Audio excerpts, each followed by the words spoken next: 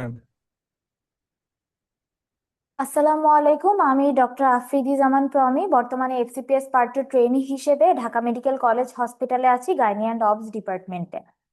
আপনাদের সাথে আজকে আমার আলোচনার বিষয়বস্তু হচ্ছে গত জুলাই 26-এ আসা, যে সময় আমি মিড টার্ম পাস করেছি, সেখানের হচ্ছে যে অসপি অস্কি এবং আইই নিয়ে, মানে প্র্যাকটিক্যাল পার্টটা নিয়ে।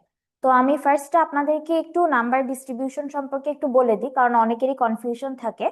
টোটাল অসপি অস্কি এবং আইই এই তিনটা মিলে টোটাল স্টেশন থাকে আমাদের 15টা।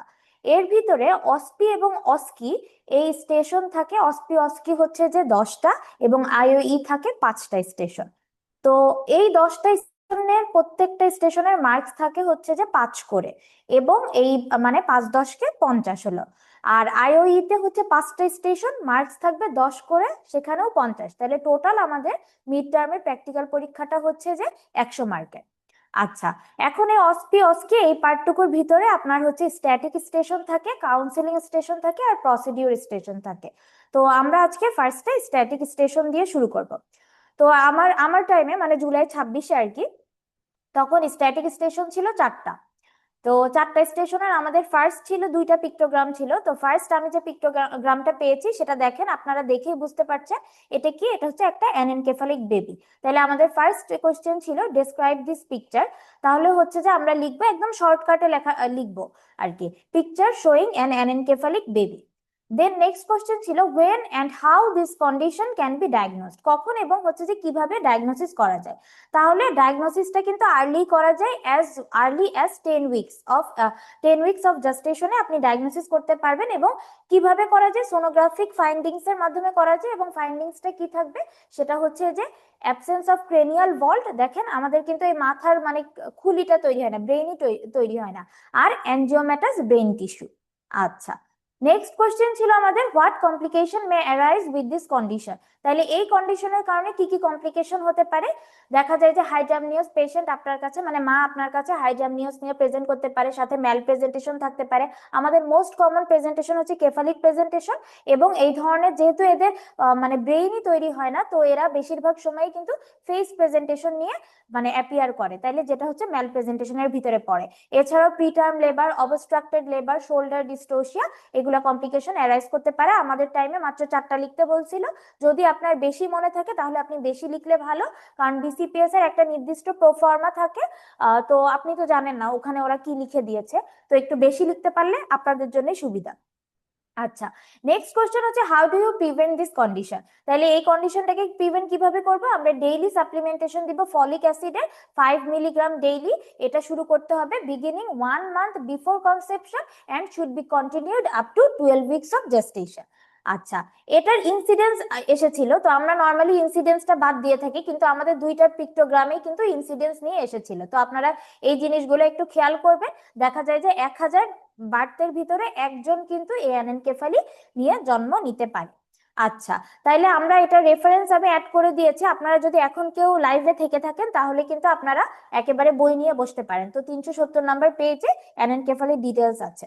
আচ্ছা, নেক্সট আমাদের হচ্ছে যে এই পিক্টোগ্রামটা ছিল, এটা দেখে আসলে অনেকেরই কনফিউশন ছিল যে এটা অ্যাকচুয়ালি সেপ্টেড ইউটেরাস নাকি বাইকর্নিয়েট ইউটেরাস। তাহলে আমরা সহজে মনে রাখবো যে এই যে উপরের যে অংশটা আছে, এটা যদি সেপ্টেড ইনডেন্টেশন হয়, তার মানে 1 সেন্টিমিটারের বেশি যদি এটা ভিতরে ঢুকে যায়, তখন সেই ইউটেরাসকে আমরা বলবো বাইকর্নিয়েট ইউটেরাস। তাহলে describe this picture, picture showing bicornuate uterus. Then reason behind this, মানে এটা কেন হয়, এটা হয় incomplete fusion of the Mullerian duct. তাহলে মুলারিয়ান ডাক্টের ইনকমপ্লিট মানে পুরোপুরি ফিউশন ঠিক মতো হতে পারে না। আর কমপ্লিট ল্যাক অফ ফিউশনের কারণেই কিন্তু তৈরি হয় আমাদের ইউটেরাইন ডাইডেলফিস। আচ্ছা, ওইটার হিসাব আলাদা, এখানে আমরা বলবো ইনকমপ্লিট ফিউশন হয় মুলারিয়ান ডাক্টের এজন্য। আচ্ছা, এরপরে দেখেন এটা আপনি কিভাবে ডায়াগনোসিস করতে পারবেন, এটা পারবেন সোনোগ্রাফির মাধ্যমে। এবং এখানেও কমপ্লিকেশন এসেছে, তাইলে বাইকর্নিয়েট ইউটেরাসের কারণে পেশেন্ট আপনার কাছে মেইনলি ইনফার্টিলিটি নিয়ে প্রেজেন্ট করতে পারে, recurrent pregnancy loss, menstrual abnormality হতে পারে, ম্যাল প্রেজেন্টেশন হতে পারে, রিটেইনড প্লাসেন্টা। ঠিক আছে, এরপরে হচ্ছে যে দেখেন success pregnancy outcome of this condition. তাহলে এই ধরনের কোশ্চেন গুলো কিন্তু আমরা মূলত স্কিপ করে যাই বা ভাবি যে আসবে না, বাট এটাতেও কিন্তু প্রায় 0.5 মার্কস ছিল। আচ্ছা, প্রায় 50%, মানে এটার আউটকাম কিন্তু খারাপ না, আউটকাম ভালোই, 50% হচ্ছে সাকসেসফুল প্রেগন্যান্সি আউটকাম। এটা আপনারা পাবেন 40 নাম্বার পেজে।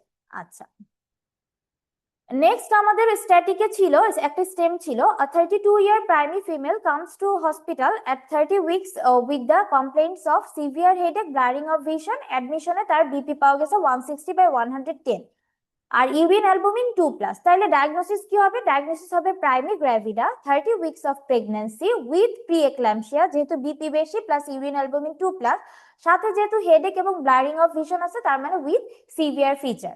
আচ্ছা, নেক্সট কোশ্চেন ছিল what is the aetiopathogenesis of this condition. তাহলে এটা আমরা পার্ট 1-এ পড়ে আসছি, এন্ডোথেলিয়াল ডিসফাংশন এবং ইন্টেন্স ভ্যাসোস্পাজমের কারণেই কিন্তু প্রিএক্লাম্পসিয়া ডেভেলপ করে। এরপরে দেখেন mention the dose of first line anti hypertensive. তাহলে আমরা ফার্স্ট লাইন অ্যান্টি হাইপারটেনসিভ কি, এটা হচ্ছে ইনজেকশন ল্যাবেটালল, আমরা জানি। এবং এটা হচ্ছে যে আমি নর্মালি হচ্ছে যে লিখেছি যেভাবে আমরা প্র্যাকটিক্যাল লাইফে ইউজ করি সেভাবে। তাহলে আমরা স্টার্টিং ডোজ 4 ml দিয়ে শুরু করি। আচ্ছা, এটা কখন দিব?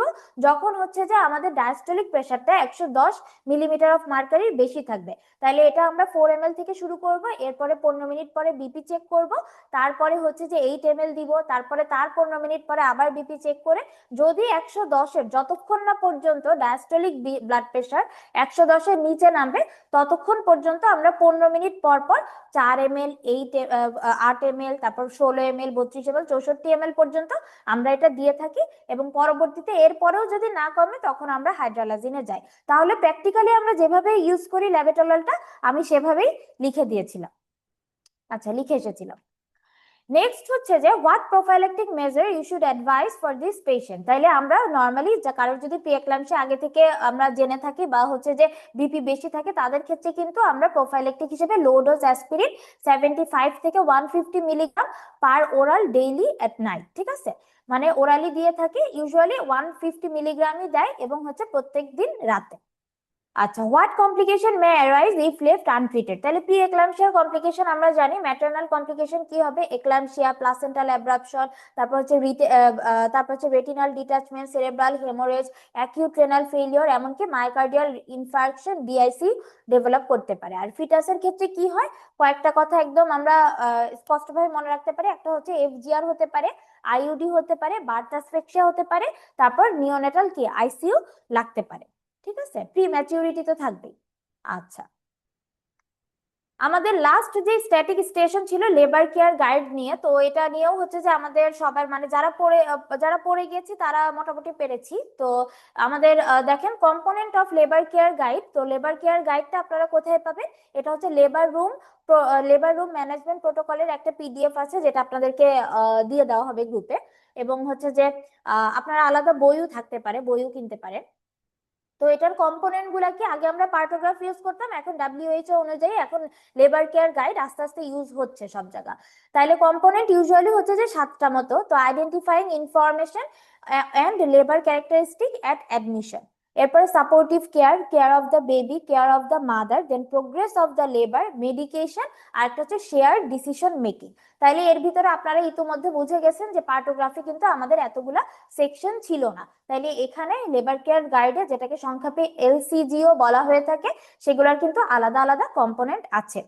আচ্ছা, এর পরের কোশ্চেনটা ছিল দেখেন পার্টোগ্রাফ এবং লেবার কেয়ার গাইডের ভিতরে পার্থক্যটা কি। তো আমরা জানি পার্টোগ্রাফে অ্যাক্টিভ ফেজটা মূলত শুরু হয় 4 সেন্টিমিটার থেকে, এবং লেবার কেয়ার গাইডে এই অ্যাক্টিভ ফেজটা শুরু হয় 5 সেন্টিমিটার থেকে। এবং এই লেবার প্রোগ্রেস, দেখেন লেবার প্রোগ্রেসটা পার্টোগ্রাফে বেশ রিজিড থাকে এবং হচ্ছে গ্রাফ বেসড থাকে, বাট লেবার কেয়ার গাইডে বেশ ফ্লেক্সিবল, এবং এটা হচ্ছে পেশেন্ট টু পেশেন্ট কিন্তু ভ্যারি করে। তো লেবার কেয়ার গাইডে এই জন্যই ফ্লেক্সিবিলিটি আছে, ইন্ডিভিজুয়ালাইজড কথাটা বলা হয়। এরপরে দেখেন supportive care section, second stage labour monitoring, respectful maternity approach, এগুলা কিন্তু আমরা পার্টোগ্রাফের কোনো সেকশনে পাইনি, বাট ডাব্লিউএইচও অনুমোদিত লেবার কেয়ার গাইডে কিন্তু এগুলো এখন এসেছে। তাহলে মোটামুটি যদি জানা থাকে তাহলে এই ইয়েগুলা কিন্তু লিখে ফেলা যায়, ডিফারেন্সটা।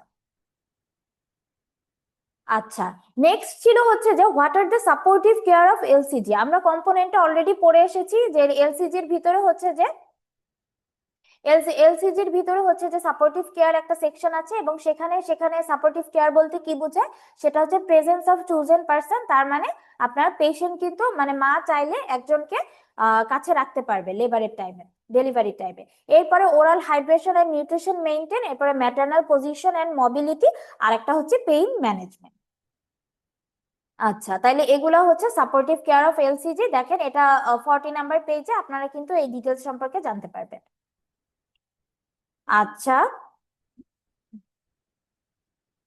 নেক্সটে আমাদের হচ্ছে কাউন্সিলিং স্টেশন ছিল।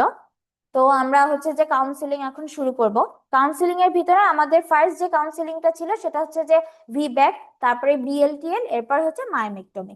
তো ভিব্যাক এর ক্ষেত্রে হচ্ছে যে আমরা নর্মালি নর্মালি কি হয়, এই একটা স্টেম থাকে, ওই স্টেমে লেখা থাকে যে একজন পেশেন্ট আপনার কাছে আসলো, তার আগে একটা সিজার হয়েছে, এবং হচ্ছে যে সে এখন যে সেই বাচ্চার বয়স 3 বছর, এবং সে এখন হচ্ছে যে নর্মাল ডেলিভারি করতে চায়, মানে এই প্রেগনেন্সিতে সে নর্মাল ডেলিভারি চাচ্ছে, আপনি তাকে কিভাবে কাউন্সিলিং করবেন।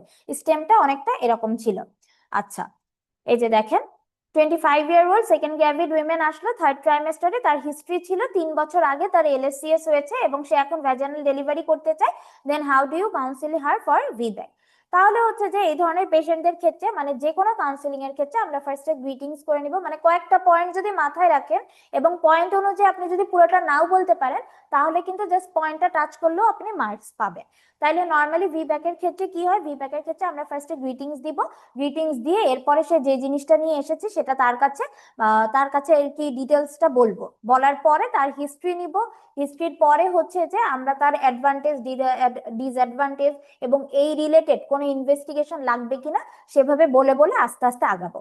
আচ্ছা, আচ্ছা, কাউন্সিলিং স্টেশনে নর্মালি হচ্ছে যে যেহেতু এই স্টেশন গুলো হচ্ছে অস্কির ভিতরে পড়ে এবং এগুলাতে 5 মার্ক করে থাকে এবং সময় কিন্তু 5 মিনিট, ঠিক আছে? এই যে টোটাল 10টা স্টেশন, এই 10টা স্টেশনের সময় 5 মিনিট, মার্কসও 5 মার্ক। আচ্ছা, তাহলে 5 মিনিটে আপনার টোটাল কিন্তু কাউন্সিলিংটা সারতে হবে। আচ্ছা, ফার্স্ট হচ্ছে যে আসসালামু আলাইকুম মা, আমি ডক্টর অমুক। মা, আপনি আমাদের জানিয়েছেন যে আপনার আগে যে বাচ্চাটি হয়েছে সেটি সিজারের মাধ্যমে হয়েছে এবং আপনি বর্তমানে হচ্ছে যে এই প্রেগনেন্সিতে বর্তমান গর্ভাবস্থায় আপনি নর্মাল ডেলিভারি করতে ইচ্ছুক। আপনার এই বিষয় আপনার সাথে কি কেউ এসেছেন বা নিকট আত্মীয় কেউ এসেছেন? যদি এসে থাকেন তাহলে সেও আমাদের সাথে আলোচনায় অংশগ্রহণ করতে পারে। মা, আমি কি শুরু করতে পারি? এভাবে করে বলে তারপরে হচ্ছে প্রিভিয়াস প্রেগনেন্সি নিয়ে শুরু করতে হবে। তাহলে যেহেতু হচ্ছে যে তার প্রিভিয়াস প্রেগনেন্সি নিয়ে আমরা প্রথমে বলবো, আপনি কি মা নিয়মিত এই আগের পূর্বের প্রেগনেন্সিতে নিয়মিত ফলো আপে ছিলেন, এবং হচ্ছে যে বর্তমান প্রেগনেন্সিতে কি নিয়মিত ফলো আপে আছেন? এরপরে হচ্ছে যে পূর্বের গর্ভাবস্থায় যে সিজার হয়েছিল সেটা কেন হয়েছিল? তাহলে প্রথমে আমরা কিন্তু প্রাইমিদের ক্ষেত্রে সিজার করতে চাই না, তাহলে সেই কজটা আপনাকে জিজ্ঞেস করতে হবে। তাহলে আগে কেন সিজার হয়েছিল, কোথায় হয়েছিল, কার কাছে হয়েছিল, এবং হচ্ছে আগের সিজারের মানে আগের পুরো গর্ভাবস্থায় এবং গর্ভাবস্থার পরে আপনার এবং বাচ্চার কোনো সমস্যা হয়েছিল কিনা, এবং আপনার কি পূর্বের সিজারের কোনো ধরনের ডিসচার্জ পেপার বা ছুটির কাগজ আছে কিনা যেখান থেকে আমি ওটি নোটটা দেখতে পারি। আচ্ছা, এখন কথা হচ্ছে যে এটা গেল প্রিভিয়াস প্রেগনেন্সি সম্পর্কে। নেক্সট আমি তাকে জিজ্ঞেস করব হচ্ছে যে ইনভেস্টিগেশন। মা, যেহেতু আপনি নর্মাল ডেলিভারি এই প্রেগনেন্সিতে করাতে চাচ্ছেন, সেহেতু আপনার কিছু মানে আপনার কিছু হচ্ছে যে পরীক্ষা নিরীক্ষার প্রয়োজন। এর ভিতরে সবচেয়ে গুরুত্বপূর্ণ পরীক্ষা হচ্ছে সোনোগ্রাফি, মানে আলট্রাসোনোগ্রাফি, সেটা লোয়ার অ্যাবডোমেন প্রেগনেন্সি প্রোফাইল হোক বা টিবিএস হোক, আলাদা করে বলার দরকার নেই। তাহলে আমরা আপনার একটা আলট্রাসোনোগ্রাফি করব, সেখানে আমাকে বাচ্চার অবস্থা সম্পর্কে জানা খুব জরুরি, বাচ্চার ওজন, বাচ্চার অবস্থান, এবং বাচ্চা হচ্ছে যে বাচ্চার কোনো ধরনের ত্রুটি আছে কিনা, জন্মগত ত্রুটি। তারপরে হচ্ছে সবচেয়ে ইম্পর্টেন্ট যেটা, সেটা হচ্ছে আপনার পূর্বের সিজারের যে সেলাইয়ের জায়গা, সেই জায়গাটার পুরুত্ব। তো এখানে ম্যাম অনেক সময় কোশ্চেন করে যে ওই জায়গাটার মানে জরায়ুর মানে সিজারিয়ান সেকশনের মানে আপনার যে পুরুত্ব সেটা কতটুকু হইলে আপনারা ভি ব্যাকের জন্য ট্রাই দিতে পারবেন। তাহলে আপনার জরায়ু মানে পূর্বের সিজারের জায়গা যদি less than 2.3 মিলিমিটার হয়ে থাকে, তাহলে কিন্তু আমরা নর্মাল ডেলিভারির জন্য ট্রায়াল দিতে পারবো না। তাহলে অবশ্যই আপনার জরায়ুর পুরুত্বটা, পূর্বের সিজারের জায়গার পুরুত্বটা অবশ্যই 2.3 মিলিমিটারের বেশি হতে হবে। আচ্ছা, এর সাথে সাথে আপনাকে আরো কিছু জেনারেল ইনভেস্টিগেশন মানে অন্য কিছু পরীক্ষা করা লাগবে, যেমন হচ্ছে আপনার CBC, blood grouping, Rh typing, HBS AG, thyroid profile, এগুলা করা লাগবে, ভিডিআরএল। আচ্ছা, এরপরে হচ্ছে যে আপনি তাকে কিভাবে সিলেকশন করবেন, সে যে ভি ব্যাকের জন্য মানে হচ্ছে যে ক্রাইটেরিয়ার ভিতরে পড়ে কিনা সেটা কিভাবে সিলেক্ট করবেন। তাহলে মেন কথা হচ্ছে যে মা সিজারের পর সবাই কিন্তু নর্মালি বাচ্চা প্রসব করতে পারে না। যদি সিজার এক বা দুইটা হয়ে থাকে, মানে দুইয়ের অধিক হলে বাচ্চা প্রসব করা সম্ভব হয় না, দেখা যায় যে পরবর্তীতে সিজারই লাগে।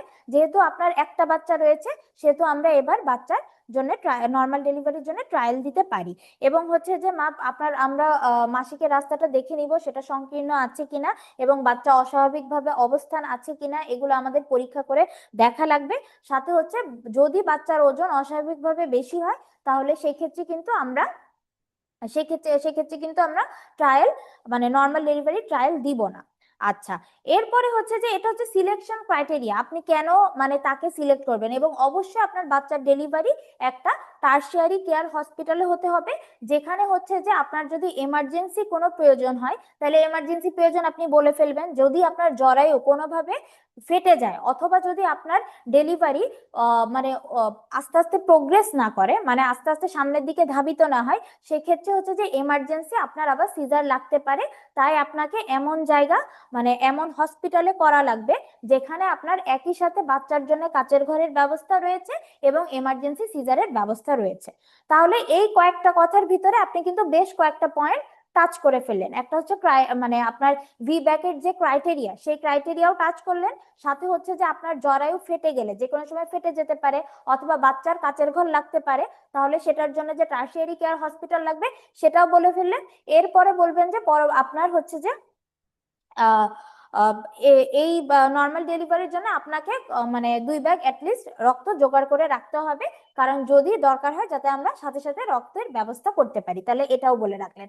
এরপরে হচ্ছে যে আপনাকে এই যে আপনি বললেন যে জরায়ু মা আপনি ভয় পাবেন না, অনেকের ক্ষেত্রেই হচ্ছে যে যেহেতু পূর্বে সিজার রয়েছে, সেহেতু ডেলিভারি ট্রায়াল দেওয়ার সময় জরায়ু ফেটে যেতে পারে। তবে আপনি ভয় পাবেন না, আমরা আপনাকে সার্বক্ষণিক মনিটরিং এর ভিতরে রাখবো। আচ্ছা, এরপরে হচ্ছে যে আপনার অবস্টেট্রিক্যাল ম্যানেজমেন্ট একটু বলা লাগবে, এটা বলে ফেলছি যে এমার্জেন্সি আপনার ইয়েতে টারশিয়ারি কেয়ার হসপিটালে লাগবে। এরপর হচ্ছে যে অ্যাডভান্টেজ বলবেন, যে আপনি যে নর্মাল সিজারের পরে নর্মাল ডেলিভারি করতেছেন, তাহলে এটার সুবিধাটা কি। সুবিধা হচ্ছে মা এর পরবর্তীতে যদি আপনি বাচ্চা নেন, তাহলে সেক্ষেত্রে হচ্ছে যে সেই বাচ্চাও নর্মাল ডেলিভারি হওয়ার পসিবিলিটি আছে। এবং হচ্ছে যে পরবর্তীতে আপনার হসপিটালে কম থাকা লাগবে, আপনার ইনফেকশনের চান্স কম হবে। এবং হচ্ছে যে পরবর্তীতে গর্ভফুলের যে অস্বাভাবিক অবস্থান, যেটা বারবার সিজারের মাধ্যমে আপনার প্লাসেন্টা প্রিভিয়া ডেভেলপ করে, কিন্তু এই গর্ভফুলের অবস্থানটা মানে গর্ভফুলের অস্বাভাবিক অবস্থান, সেই সমস্যাটা ঝুঁকিটাও কমে যাবে। আচ্ছা, তাহলে আমরা কয়েকটা পয়েন্ট বললাম। একটা হচ্ছে আপনি গ্রিটিংস প্রথমে করে নিতে হয়, এরপরে হচ্ছে যে আপনার প্রিভিয়াস প্রেগন্যান্সি সম্পর্কে জিজ্ঞেস করতে হয়, কতগুলা ভি ব্যাকের ইনভেস্টিগেশন লাগে এটা বলে নিতে হয়, ভি ব্যাকের যে সিলেকশন ক্রাইটেরিয়ার ভিতরে পড়ে সেটা বলতে হয় রুগীকে, যে কোন ক্রাইটেরিয়ার ভিতরে সে পড়তেছে। ডিসঅ্যাডভান্টেজ স্কার রাপচার, অ্যাডভান্টেজ পরবর্তী প্রেগন্যান্সিতে আপনার সমস্যা হবে না এবং সেটাও নর্মালি হওয়ার পসিবিলিটি আছে। এবং হচ্ছে যে আপনার অবশ্যই একটা টারশিয়ারি কেয়ার ম্যানেজমেন্ট বলে নিতে হবে, অবস্টেটিক ম্যানেজমেন্ট টারশিয়ারি কেয়ার হসপিটালের কথা বলবেন।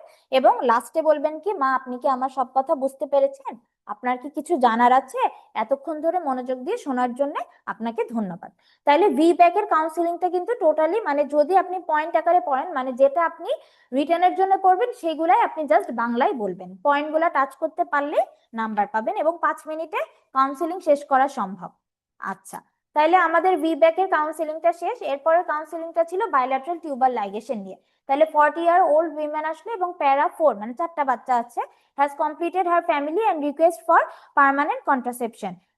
She is considering bilateral tubal ligation. Counsel her regarding this procedure. তার মানে সে এখন যেহেতু তার অলরেডি 4টা বাচ্চা এবং সে এজন্য স্থায়ী জন্ম নিয়ন্ত্রণ পদ্ধতির জন্য এসেছে, তাহলে সেম ভাবে আমরা তাকে গ্রিটিংস করব। গ্রিটিংস করার পরে বলবো, আসসালামু আলাইকুম মা, আমি ডক্টর অমুক, মা আপনাকে আগে অভিনন্দন জানাবো। সে যে কেউ জন্ম নিয়ন্ত্রণ পদ্ধতি ব্যবহার করতে চায় না, এই যুগে এসেও যে সে স্থায়ী জন্ম নিয়ন্ত্রণ পদ্ধতি নিতে চাচ্ছে, এজন্য আপনাকে ধন্যবাদ বা অভিনন্দন। মা আপনার সাথে কি কেউ এসেছে, আপনার স্বামী এসেছে? যদি বলে না, তাহলে বলবো যে যদি আসতো তাহলে সে আমাদের সাথে আলোচনায় অংশগ্রহণ করতে পারলে ভালো হতো। শেষ। এখন কথা হচ্ছে যে আমরা লাইগেশনের কথা বলবো। মা আপনার হচ্ছে যে যেহেতু আপনি লাইগেশন করতে চান এবং এই মানে স্থায়ী জন্ম নিয়ন্ত্রণ পদ্ধতি নিতে চান, সেটা আপনার মেডিকেলের ভাষায় আমরা বায়োল্যাটারাল টিউবার লাইগেশন বলে থাকি। এবং এক্ষেত্রে আপনার দুইটা টিউবই কেটে দেওয়া হবে। আচ্ছা, এবং মানে এই যে পদ্ধতি, এই পদ্ধতিতে যাওয়ার আগে আপনার কিছু আপনার থেকে আমাদের কিছু তথ্য জানার আছে। তাহলে জানার ভিতরে আপনি বলবেন, মা আপনার বয়স কত, আপনার হচ্ছে বিয়ে হয়েছে কত বছর, কতজন বাচ্চা আছে, আগের বাচ্চার বয়স বা একদম ছোট বাচ্চার বয়স কত, আপনি কি সামনে আর কোনো বাচ্চা নিতে চান কিনা, এবং হচ্ছে যে মা আপনার, এরপরে হচ্ছে এটা গেল অবস্টেট্রিক হিস্ট্রি। এরপরে মেনস্ট্রুয়াল হিস্ট্রি নিব। মেনস্ট্রুয়াল হিস্ট্রির ভিতরে হচ্ছে যে মা আপনার কি মাসিক নিয়মিত হতো, আপনার মাসিকের সাথে সময় কি তলপেটে কোনো ব্যথা হতো কিনা, অথবা হচ্ছে যে কোনো ধরনের চাকা চাকা রক্ত যেত কিনা, অথবা হচ্ছে যে আপনার শেষ মাসিক কবে শুরু হয়েছিল, এটাও জানা গুরুত্বপূর্ণ, এলএমপি আর কি। এরপরে আমরা কন্ট্রাসেপটিভ হিস্ট্রি নিব। মা আপনি পূর্বে কোন ধরনের জন্ম নিয়ন্ত্রণ পদ্ধতি ব্যবহার করেছেন, বা হচ্ছে যে কোনো ধরনের হচ্ছে যে লং অ্যাক্টিং মানে দীর্ঘমেয়াদী কি কোনো ধরনের জন্ম নিয়ন্ত্রণ পদ্ধতি ব্যবহার করেছেন কিনা, বা ব্যবহার করার ফলে আপনার কোনো সমস্যা হয়েছিল কিনা, এগুলা জিজ্ঞেস করতে হবে। তাহলে এগুলা গেল হিস্ট্রি। এখন হচ্ছে যে মেডিকেল হিস্ট্রি জানবো, মানে পূর্বে কোনো অপারেশন হয়েছিল কিনা, সাথে হচ্ছে যে আপনার কোনো ধরনের উচ্চ রক্তচাপ অথবা কোনো ধরনের স্ট্রোক বা কোনো ধরনের লিভার টিভারের সমস্যা আছে কিনা, এগুলো সম্পর্কে জানবে। এগুলো মূলত ওসিপি তে বেশি লাগে। আচ্ছা, এরপরে আমরা চলে যাব মা আপনার এই পদ্ধতি নেওয়ার আগে আমরা আপনাকে কিছু পরীক্ষা নিরীক্ষা করব। এবং পরীক্ষা নিরীক্ষার ভিতরে আমরা প্রথমে আপনাকে জেনারেল এক্সামিনেশন, পার অ্যাবডোমিনাল, পেটে হাত দিয়ে দেখবো, জরায়ের মুখটা দেখে নিব যে জরায়ের কোনো ক্যান্সার ট্যান্সার আছে কিনা, এগুলো আমাদের এক্সক্লুড করে নিতে হবে। এরপরে হচ্ছে যে আমাদের তাকে কি বলতে হবে, টাইমিং অফ অপারেশন, অপারেশনের টাইমটা বলা জরুরি। তাহলে অপারেশনের টাইম হচ্ছে যে এটা আলাদা করেই জিজ্ঞেস করেছিল আমাকে। তো সে জিজ্ঞেস করে যে আমি কখন এই অপারেশনটা করতে পারবো। তাহলে বলতে হবে আপনি মাসিক শুরু হওয়ার 7 দিনের মধ্যে অপারেশনটি করতে পারবেন। এইটা 1 নাম্বার কথা। এখন কথা হচ্ছে, যেহেতু তার বাচ্চা, এখন সে প্রেগনেন্ট না, যদি প্রেগনেন্ট হতো, এই ধরনের কোনো সিনারি আসতো, তাইলে আমরা বলতাম যে বাচ্চা প্রসব করার, যদি তার সিজার হয়ে থাকে, সিজারের সাথে সাথে আপনি সিজারের সময়ই এই অপারেশনটা করতে পারেন। অথবা হচ্ছে বাচ্চা প্রসবে মানে নর্মাল ডেলিভারি হলে 24 থেকে 48 ঘন্টার ভিতরে এই অপারেশনটা করতে পারেন। অথবা যদি কোনো কারণে আপনার বাচ্চা নষ্ট হয়, তাহলে সে নষ্ট হওয়ার 7 দিনের ভিতরে করতে পারেন। আচ্ছা, যেহেতু আমাদের স্টেমে এই ধরনের কোনো প্রেগনেন্সি রিলেটেড কথা বলেনি, সেহেতু মানে ম্যাডাম জানতে চেয়েছিল যে মাসিক শুরু হওয়ার পর থেকে 7 দিনের মধ্যে আমরা এই লাইগেশনটা করতে পারবো। আচ্ছা, এখন সে জিজ্ঞেস করবে যে এইটা কাউন্সিলিংটা কিন্তু মূলত একটু আস্তে আস্তে বলতে হয়, কারণ হচ্ছে যে আপনি যদি কোনো পয়েন্ট ভুলেও যান, অপোজিটে হচ্ছে যে আপনাকে মানে কোশ্চেন করার সুযোগ দিতে হবে। ঠিক আছে, যে পেশেন্ট থাকে। আচ্ছা, সে আপনাকে জিজ্ঞেস করবে এটা কিভাবে করতে হয়, তাহলে আপনি বলবেন যে এটা পেট কেটেও করা যায়, পেট ফুটো করেও করা যায়। পেট কেটে এটাকে আমরা ল্যাপারেটমি বলে থাকি, যদিও মিনি ল্যাপারেটমি। এখানে আপনার পেটের কিছুটা অংশ কেটে হচ্ছে যে আপনার ডিম্বনালী বের করে ডিম্বনালীকে লাইগেট করে দেওয়া হবে, আচ্ছা কেটে দেওয়া হবে। এই ক্ষেত্রে আপনার হচ্ছে যে আপনার এই এই মানে এভাবে করে অপারেশনের পর আপনি 6 থেকে 8 ঘন্টা পরেই কিন্তু বাসায় চলে যেতে পারেন। তবে সমস্যা যেটা হচ্ছে, এক্ষেত্রে আপনার ব্যথাটা বেশ কিছুদিন থাকতে পারে। আচ্ছা, আর পেট ফুটা করে যেটাকে আমরা ল্যাপারোস্কোপি বলে থাকি, সেক্ষেত্রে হচ্ছে যে আপনার যে সুবিধাটা, সেটা হচ্ছে যে একদম ফুটা করে করা হবে। আপনি দ্রুত হচ্ছে যে আবার কাজে যোগ দিতে পারবেন, আপনার ব্যথা কম হবে। কিন্তু সমস্যা যেটা, সেটা হচ্ছে এক্ষেত্রে আপনাকে সম্পূর্ণ অজ্ঞান করা হবে এবং আপনার দক্ষ জনবলও দরকার আছে, এবং অপারেশনের খরচও কিছুটা বেশি। আচ্ছা, এরপরে সে জিজ্ঞেস করবে যে এটার প্রগনোসিস কি রকম, মানে এটাতে আমার লাভটা কি, তাই না? তো প্রগনোসিস যেটা, মানে আপনি বলবেন এখানে সফলতার হারই বেশি। কারণ হচ্ছে যে প্রায় মানে দেখা যায় যে অপারেশনের পর আপনি স্বাভাবিক জীবনযাপন করতে পারবেন, আপনার স্বামী সহবাসে কোনো সমস্যা হবে না, আপনার মাসিক নিয়মিত থাকবে, আপনার হরমোনাল কোনো চেঞ্জ হবে না। ঠিক আছে, নিয়মিত মাসিকও হবে, শুধু আপনার বাচ্চা ধারণ করতে পারবেন না। আরেকটা যেটা, সেটা হচ্ছে যে আপনার তাহলে ডিসঅ্যাডভান্টেজ কি, ডিসঅ্যাডভান্টেজ বলতে হবে। ডিসঅ্যাডভান্টেজ হচ্ছে যে আপনার অপারেশনের জায়গায় কিছুদিন ব্যথা থাকতে পারে, কিছুদিন একটু অতিরিক্ত রক্তক্ষরণও হতে পারে। আবার না, অতিরিক্ত রক্তক্ষরণের থেকেও মেন কথা হচ্ছে যে টিউবার লাইগেশন করলে একটোপিক প্রেগন্যান্সির চান্সটা কিছুটা বেড়ে যায়। তবে এগুলো বলার পরে আপনাকে বলতে হবে যে মা, এই বিষয়ে আপনার ভয় পাওয়ার কিছু নেই।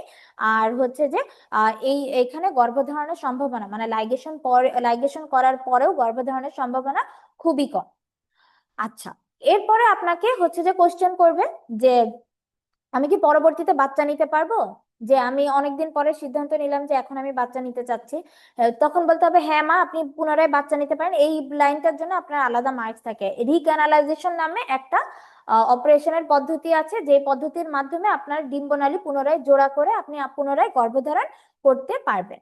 আচ্ছা, এখন কথা হচ্ছে যে এই অপারেশনে যদি বলে কি জটিলতা হতে পারে বা ডিসঅ্যাডভান্টেজ, তাহলে এগুলাই যে অপারেশনের জায়গায় ইনফেকশন হতে পারে, তলপেটে ব্যথা থাকতে পারে, এবং অপারেশনের পর আপনাকে আহ, আর কোনো জন্ম নিয়ন্ত্রণ পদ্ধতি গ্রহণ করা লাগবে না।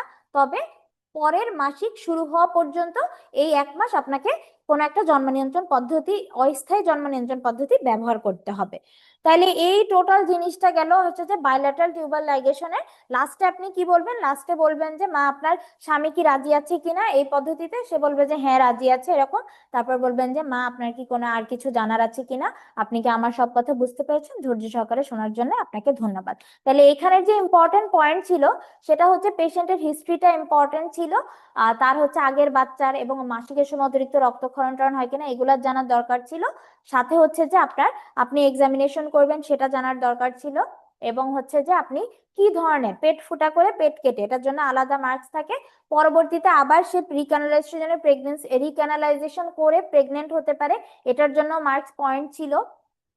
তারপরে হচ্ছে এটা ডিসঅ্যাডভান্টেজ অ্যাডভান্টেজ, সাথে হচ্ছে যে পরবর্তীতে আপনার আর কোনো ধরনের পিল খাওয়ার ঝামেলা নেই, এবং কোনো ধরনের হচ্ছে যে আপনার অন্য কোনো পদ্ধতিও নেওয়া লাগবে না।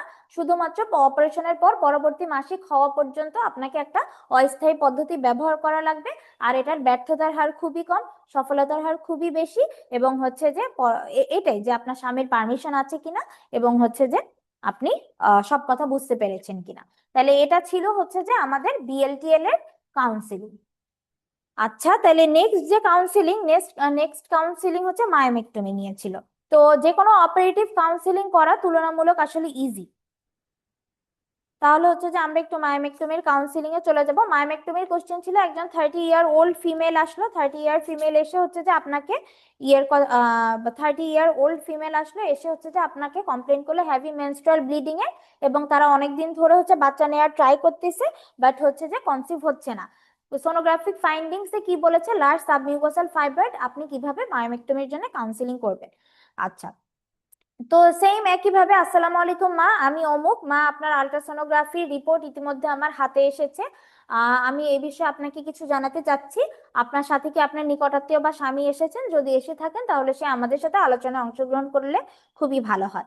এরপরে আপনি যে কোনো অপারেশনের কেন অপারেশন করতেছেন এটা বলে নিবেন, মানে রিপোর্টে কি আসছে এটা বলে নিবেন। তাহলে রিপোর্ট হচ্ছে যে মা আপনার যে আলট্রাসোনোগ্রাফি রিপোর্ট আমি পেয়েছি সেখানে আপনার জরায়ুতে টিউমার ধরা পড়েছে, এবং ধারণা করা হচ্ছে যে এই টিউমারের জন্য আপনি কনসিভ করতে পারছেন না, আচ্ছা, বা গর্ভধারণ করতে পারছেন না। মা আপনি ভয় পাবেন না, এখন মানে অত্যাধুনিক প্রযুক্তির মাধ্যমে বা অপারেশনের মাধ্যমে দ্রুত ব্যবস্থা গ্রহণ করলে সহজেই আপনি গর্ভধারণ করতে পারবেন।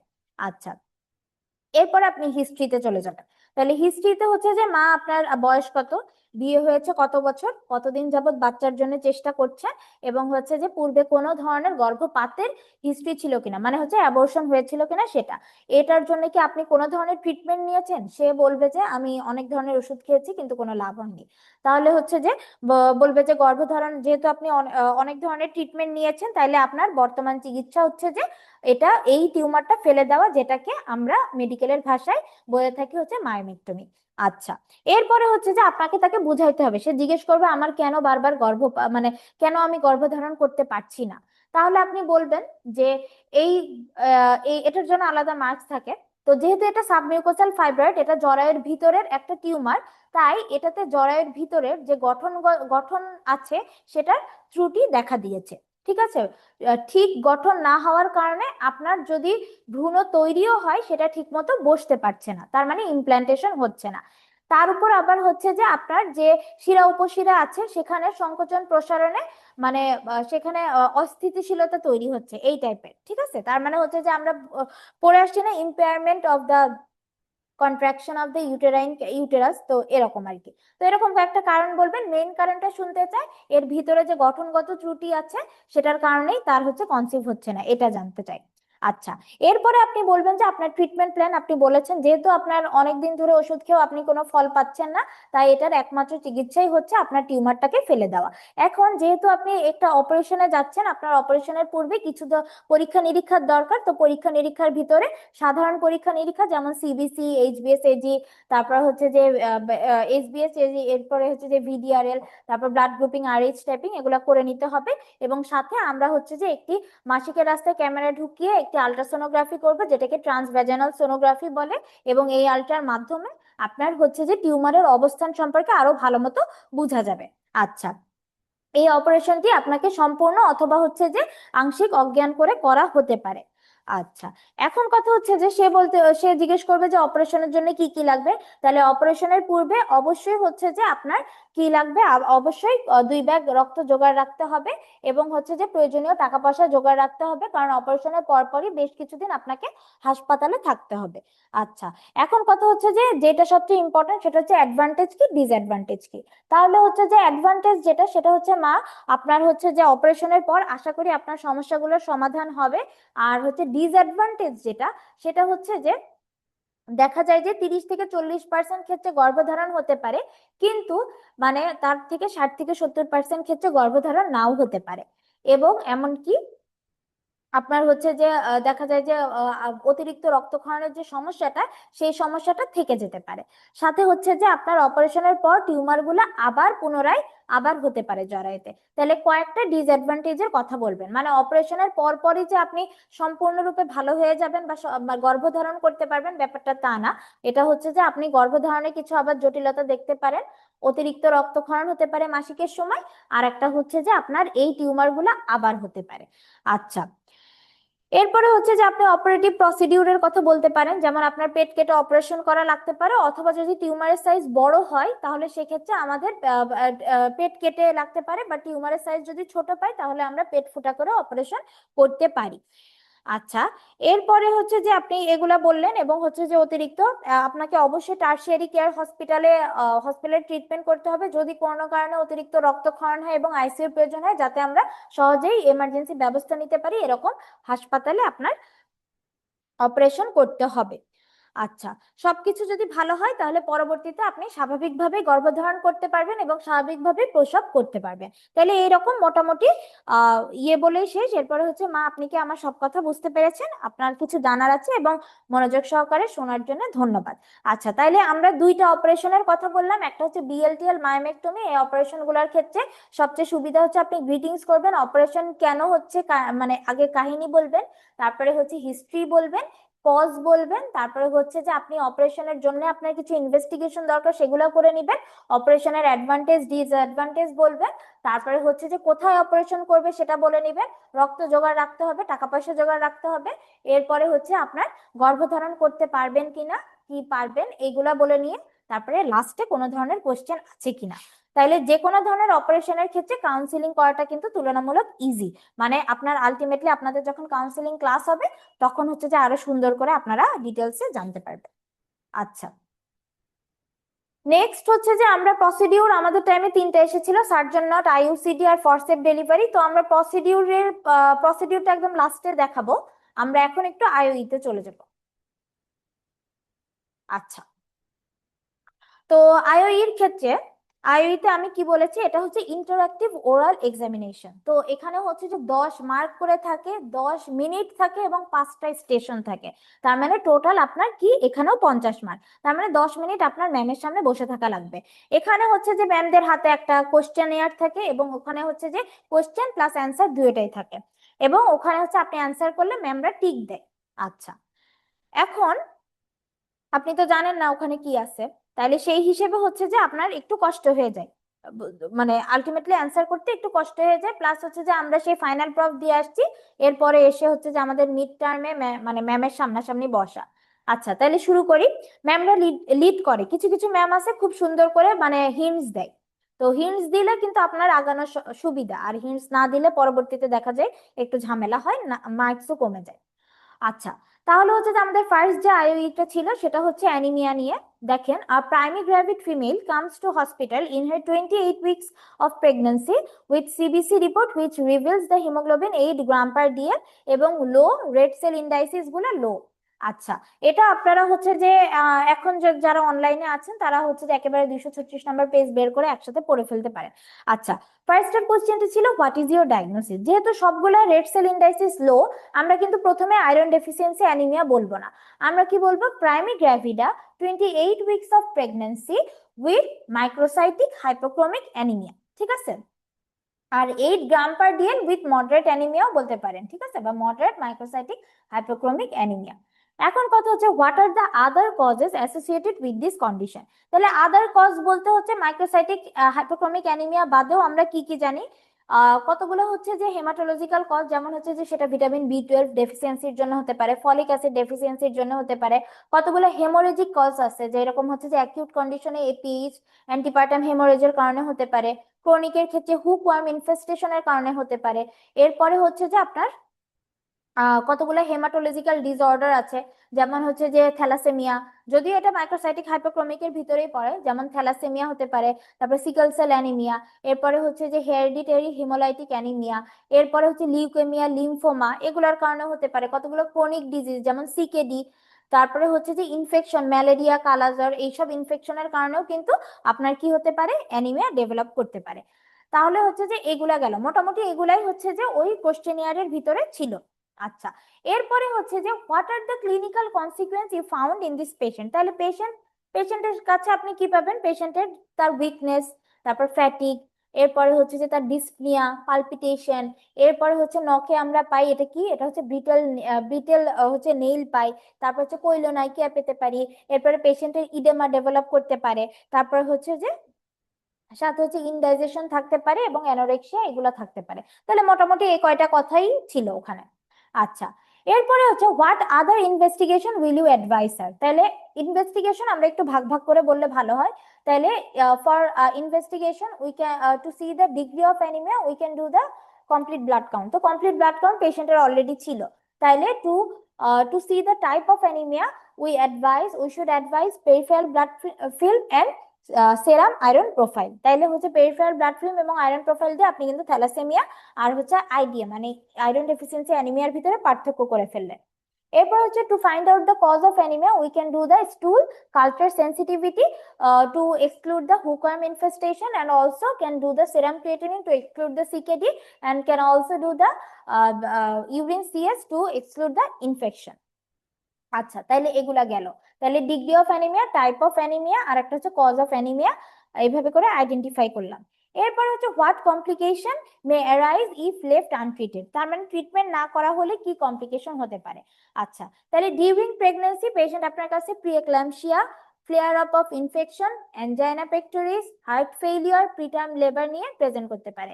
ডিউরিং লেবারে ইউটেরাইন ইনার্শিয়া, সাবইনভলিউশন, দেন হচ্ছে যে পোস্টপার্টাম হেমোরেজ, এরপরে হচ্ছে যে কনজেস্টিভ কার্ডিয়াক ফেইলিয়ার ডেভেলপ করতে পারে। হার্ট ফেইলিয়ারের কথা অবশ্যই বলা লাগবে। আচ্ছা, এরপরে পিউরপেরিয়ামে কি হতে পারে, পিউরপেরিয়ামে পিউরপেরাল সেপসিস হতে পারে, তারপর হচ্ছে সাব ইনভলিউশন পিউরপেরালের পার্ট, এরপরে পিউরপেরাল ভেনাস থ্রম্বো এম্বোলিজম হতে পারে, পালমোনারি এম্বোলিজম হতে পারে, পুয়ার ওন্ড হিলিং হতে পারে। আর ফিটাসের ক্ষেত্রে ইউজুয়ালি কম জিনিস দেখা যায়, বাট তাও বলতে পারেন যেহেতু মায়ের প্রিএক্লাম্পসিয়া ডেভেলপ করতে পারে অ্যানিমিয়া হলে, সেহেতু হচ্ছে ফিটাসের ক্ষেত্রেও কিন্তু আপনার এফজিআর ডেভেলপ করতে পারে। আচ্ছা, নেক্সট কোশ্চেন হচ্ছে how will you treat this patient. এখন দেখেন পেশেন্ট উইকস নিয়ে আসছে, 28 উইকসে আসছে, মডারেট অ্যানিমিয়া আসছে। এই পেশেন্টের ক্ষেত্রে কিন্তু আমরা ওরাল আয়রন থেরাপি দিয়ে থাকি, ঠিক আছে, ফেরাস সালফেট 200 মিলিগ্রাম বিডি ডোজে দিয়ে থাকি। What are the sign of intolerance to oral iron therapy. তাহলে ওরাল আয়রন থেরাপি সে নিতে পারতেছে না, তাহলে তার কি কি সাইন সিমটম হবে, গ্যাস্ট্রিক ইরিটেশন হয়, constipation, diarrhoea, nausea, vomiting and metallic taste থাকে। দেন কোশ্চেন ছিল if not tolerate to oral iron therapy then what will you do. তাহলে যেহেতু সে ওরাল আয়রন থেরাপি নিতে পারতেছে না, আমরা কিসে সুইচ করব, আমরা প্যারেন্টারাল আয়রন থেরাপি দিব হুইচ ইজ আয়রন কার্বক্সি ম্যালটোস। তাহলে এই ছিল আমাদের টোটাল অ্যানিমিয়া থেকে কোশ্চেন। আচ্ছা, নেক্সট আমাদের আইওই স্টেশন ছিল 25-year female comes with parvaginal bleeding with abdominal pain. She has history of 8 weeks of amenorrhea. Her beta HCG is more than 1 lakh milli IU per liter. তাইলে আপনারা দেখেই diagnosis করতে পারতেছেন what is your diagnosis, this is the case of molar pregnancy. What other investigation do you advise, তাহলে এই পেশেন্টকে আপনি কি ইনভেস্টিগেশন অ্যাডভাইস করবেন? এই পেশেন্টকে আপনি অ্যাডভাইস করবেন হচ্ছে যে ফর ফার্স্টে বলবেন for diagnosis purpose we have to do the sonography which reveals the snowstorm appearance. For management purpose, we have to do the CBC, serum TSH, HbS-Ag. We can also, for metastatic purpose, we should do chest X-ray for to see any collection of the to see any collection in the lung. আর হচ্ছে যে আপনি কি করতে পারেন, city করতে পারেন, MRI করতে পারেন। তাহলে এভাবে একটু আলাদা আলাদা করে বললে ম্যামদেরও শুনতে ভালো লাগে, মার্কসও বেশি পাওয়া যায়। আচ্ছা, এরপরে হচ্ছে হাউ ডু ইউ ট্রিট হার, আপনি ট্রিটমেন্ট কিভাবে করবেন?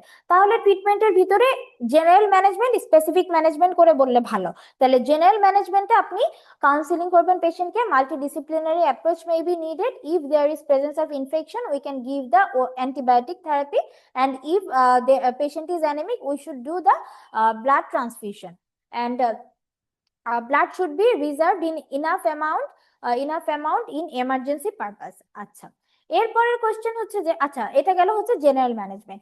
এরপরে স্পেসিফিক ম্যানেজমেন্ট কি? স্পেসিফিক ম্যানেজমেন্ট হচ্ছে suction, evacuation and curettage. If the cervix is not favorable we can give the vaginal misoprostol to dilate the cervix, and then suction, evacuation, curettage is done. And if the service is favorable then direct suction, evacuation and curettage can be done. এরপরে যে কথাটা বলতে হবে সেটা হচ্ছে product should be sent for histopathology। ঠিক আছে, এটাই কিন্তু ডেফিনেটিভ ডায়াগনোসিস, প্রোডাক্ট যে হিস্টোপ্যাথোলজিতে যাবে এটাই হচ্ছে ডেফিনেটিভ ডায়াগনোসিস। আচ্ছা, এরপরে আমাদের কোশ্চেন ছিল when the patient, আচ্ছা how do you follow up this patient? Follow আপের যে বিষয়টা সেটা ডিরেক্ট আপনারা ওজিএসবি গাইডলাইন থেকে বলবেন, ওখানে সুন্দর করে দেওয়া আছে। তো এটা হচ্ছে যে after 48 hours of post evacuation we should do the beta hCG test, and after 1 week of post evacuation we should again do the beta hCG along with the transvaginal sonography to exclude any retained product of conception. এরপরে হচ্ছে then we should do the weekly beta hCG up to 2 normal values, 2টা normal value আসা পর্যন্ত আমরা weekly beta hCG করব। এরপরে then monthly beta hCG up to 6 normal values, তাহলে 6 months পর্যন্ত আমরা বিটা এসসিজি করব, নর্মাল ভ্যালু না আসা পর্যন্ত আর কি। Then chest X-ray should be done 1 month after post evacuation, মানে পোস্ট ইভাকুয়েশনের 1 মাস পরে যে আমরা চেস্ট এক্সরে করব। এরপরে বলবো in subsequent follow up we should thoroughly we should thoroughly check the vitals of the patient, parvaginal bleeding, heart, lung। ঠিক আছে, তাহলে এগুলাও বলে দিতে হবে। আপনি যে ক্লিনিক্যাল এক্সামিনেশন করবেন প্রত্যেক ফলো আপে সেটাও বলে দিতে হবে। আচ্ছা, নেক্সট কোশ্চেন ছিল when the patient can conceive, কখন কনসিভ করতে পারবে? তাহলে patient can conceive when the beta hCG level becomes normal for consecutive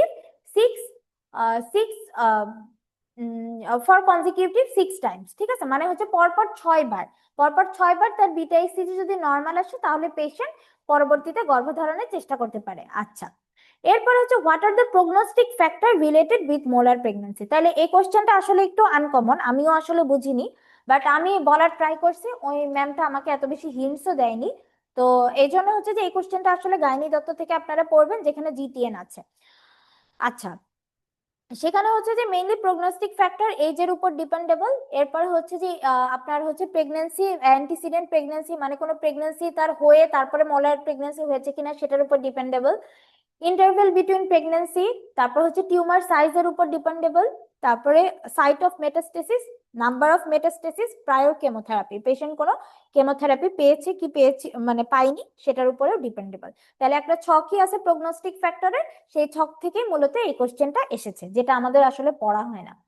আচ্ছা, তাইলে এটা আমাদের হচ্ছে যে মোলার প্রেগন্যান্সি নিয়ে কয়টাই কোশ্চেন ছিল। এরপরের স্টেশনটা ছিল সার্ভাইকাল, মানে মেইনলি হচ্ছে সার্ভিক্স নিয়ে। তাহলে 25 ইয়ার ফিমেল আসলো টারশিয়ারি কেয়ার হসপিটালে ফর সার্ভাইকাল স্ক্রিনিং। এখন কথা হচ্ছে যে আপনি সার্ভাইকাল স্ক্রিনিং করলেন, সেটা হচ্ছে যে what test would you advise her in tertiary care hospital. তাহলে টারশিয়ারি কেয়ার হসপিটালে আমরা মূলত ভেবে থাকি এইচপিভি ডিএনএ আমরা করব পেশেন্ট যাওয়ার সাথে সাথে, অথবা কল্পোস্কোপি, কিন্তু না, আমরা প্যাপস্মিয়ার করব। প্যাপস্মিয়ারটা হচ্ছে যে মূলত সব জায়গায় অ্যাভেলেবেল, সেটা হচ্ছে যে কোনো জায়গা, ঢাকার বাইরের টারশিয়ারি হসপিটাল হোক না কেন প্যাপস্মিয়ার সব জায়গায় অ্যাভেলেবেল, তাহলে আমরা প্যাপস্মিয়ার বলবো। এরপরে হচ্ছে if the test becomes abnormal then what do you do. তাহলে হচ্ছে যে টেস্ট অ্যাবনর্মাল হলে আমরা অবশ্যই কলপোস্কোপি করব, এবং শুধু কলপোস্কোপি না, কলপোস্কোপি গাইডেড বায়োপসি বলবো। আচ্ছা, এরপর হচ্ছে what are the colposcopic findings of a healthy cervix. তাইলে কখন আমরা কলপোস্কোপিতে দেখে এই সার্ভিক্সটাকে হেলদি বলবো? তাহলে আর cervix is said to be healthy when we can see the original squamous-columnar junction, the transformation zone and the columnar epithelium। তাহলে এই তিনটা জিনিস আপনি কলপোস্কোপিতে যখন দেখবেন তখন সহজেই কিন্তু আপনি বলতে পারবেন সার্ভিক্সটা হেলদি। আচ্ছা, এরপরে হচ্ছে যে how do you screen this patient, এই পেশেন্টকে আপনি কিভাবে স্ক্রিনিং করবেন?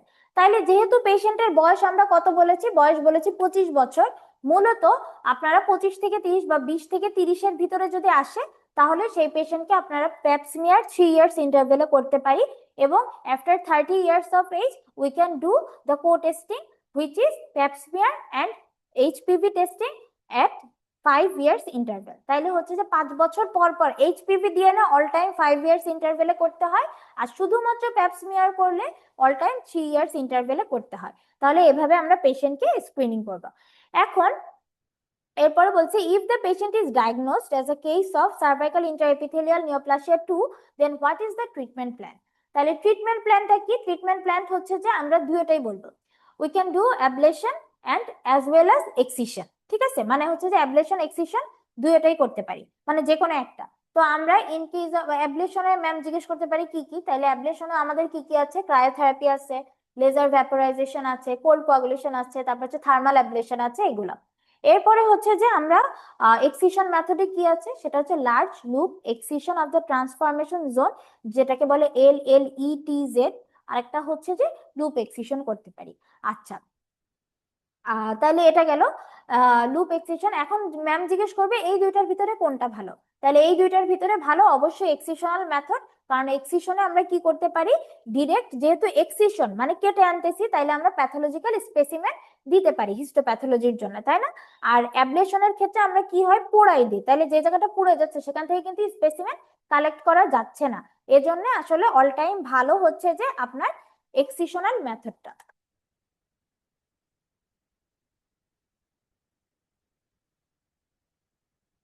আচ্ছা, আইওই হচ্ছে 3 নম্বরে যে স্টেমটা ছিল সেটা ছিল হচ্ছে যে আপু এটা 25 ইয়ার ফিমেল আসলো টারশিয়ারি কেয়ার হসপিটালে এবং সার্ভাইকাল স্ক্রিনিং এর জন্য আসলো।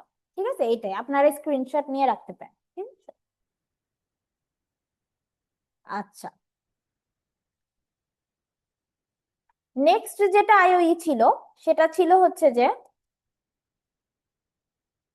আচ্ছা, নেক্সট যে আইওই ছিল সেটা হচ্ছে যে women with foul smelling per vaginal discharge, lower abdominal pain এবং high grade fever comes to hospital. She has a history of instrumentation for miscarriage. On general examination, BP was 90/60, pulse 110 and cold clammy skin was found.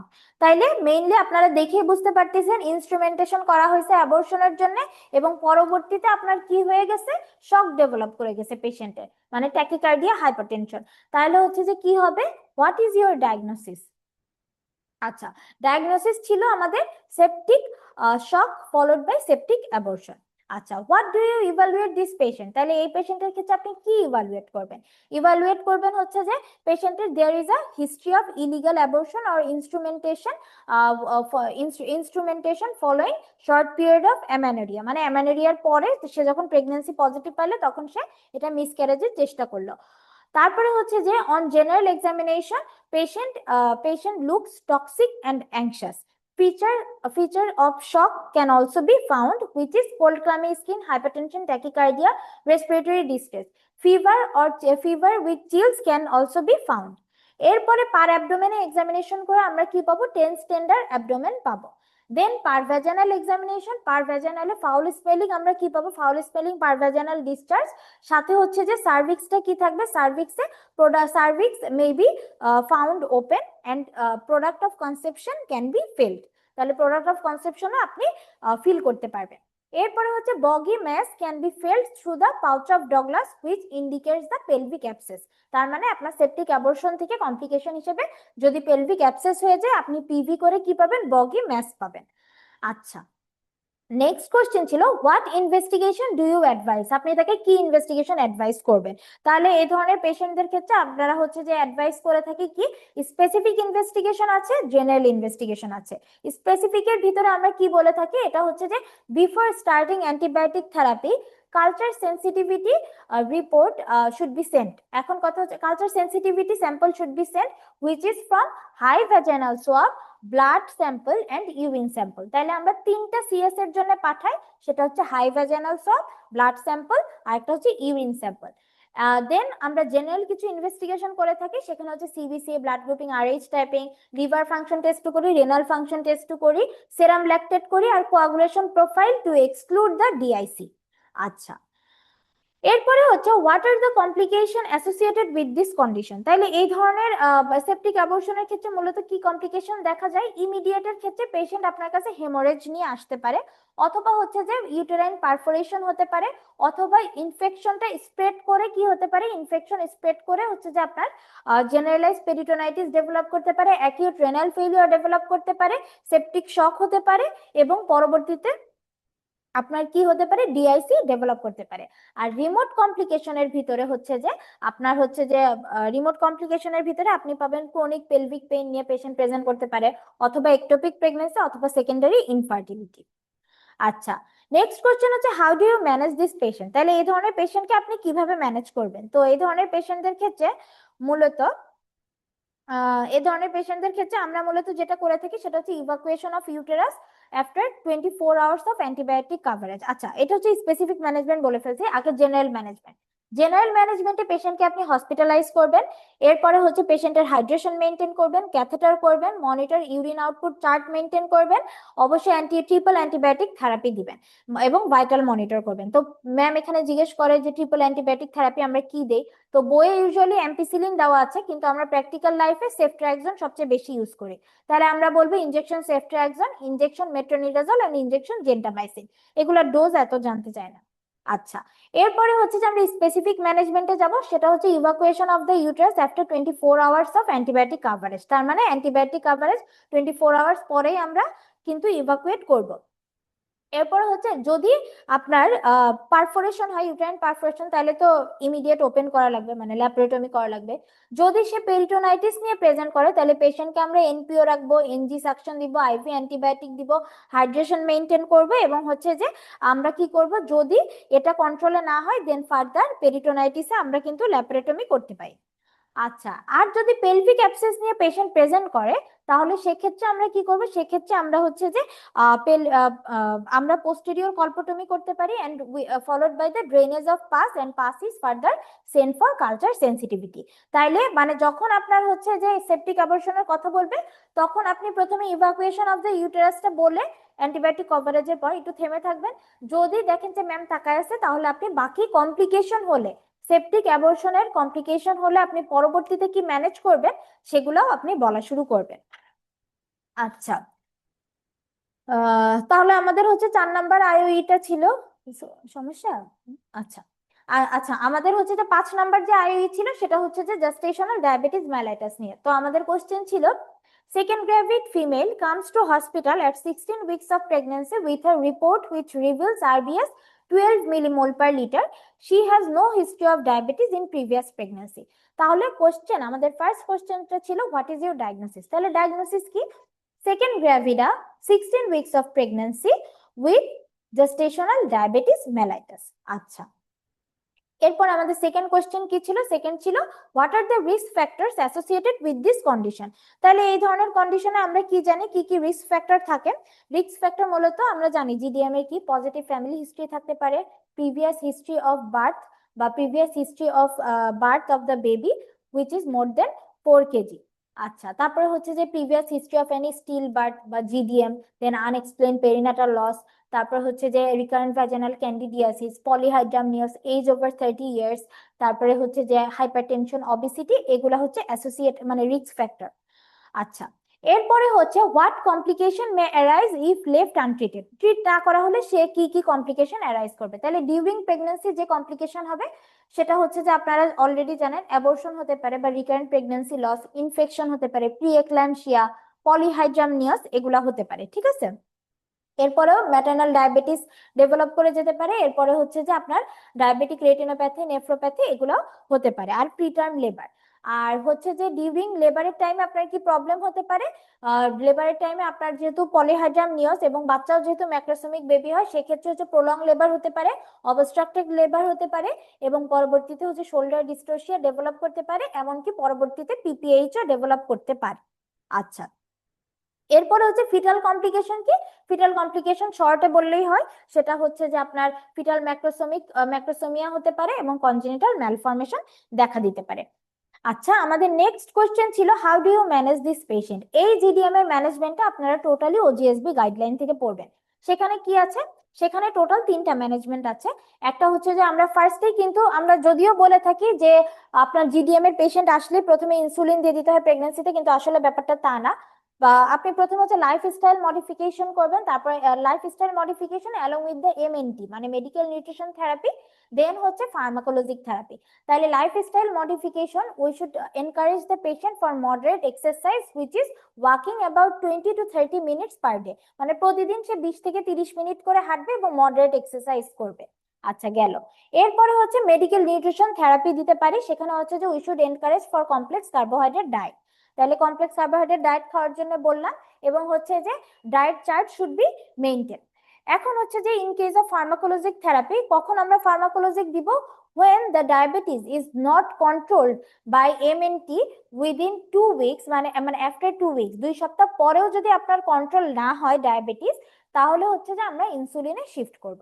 তাহলে এভাবে আমরা lifestyle modification, then medical nutrition therapy, এরপরে pharmacologic therapy, এভাবে পেশেন্টকে manage করব।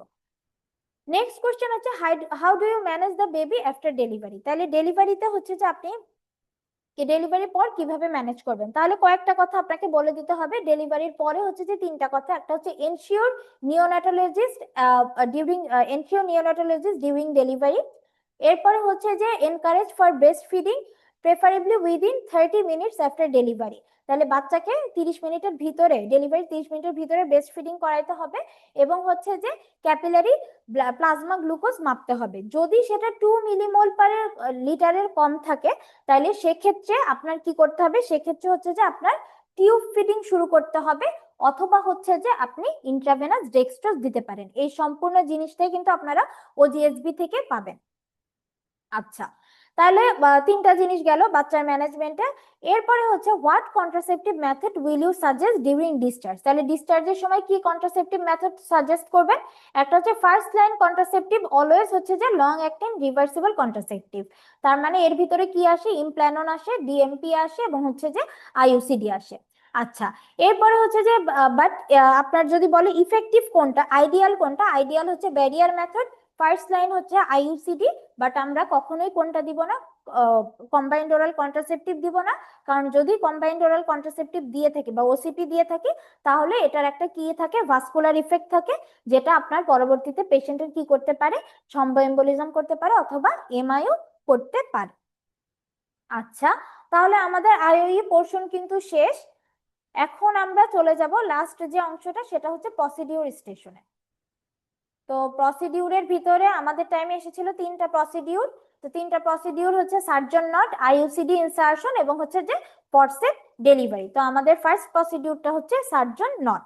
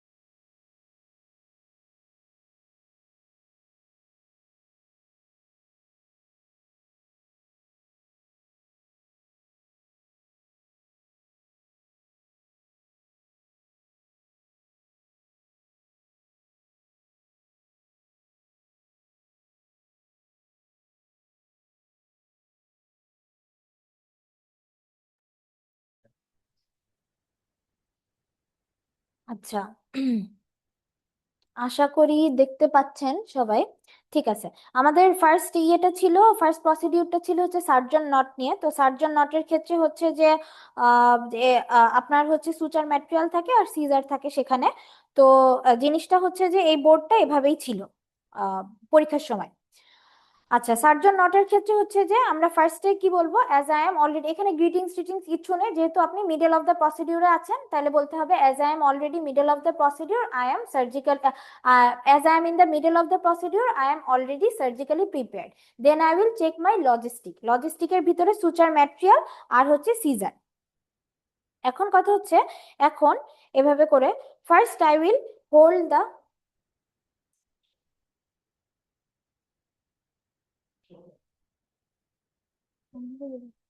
আচ্ছা তাহলে হচ্ছে যে as I am in the middle of the procedure I am already surgically prepared, then I will check my logistics, one is suture material, another is scissor, then I will hold the suture material, the short end near me and the long end in my right hand.